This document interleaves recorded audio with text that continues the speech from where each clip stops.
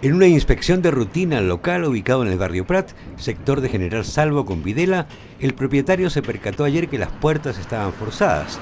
Se estima que él o los autores del robo se llevaron 4 millones de pesos en dinero en efectivo y otros 2,5 millones de pesos en 6 motosierras. Las personas cortaron la luz. Afuera, en la parte de afuera, hay un tablero, cortaron la luz. Eso yo asumo que esperaron un momento para que se acabara la batería de las cámaras, no sonara nada la alarma y entraron a oscuras. Hicieron todo a oscuras. Y entraron y destrozaron aquí la caja fuerte.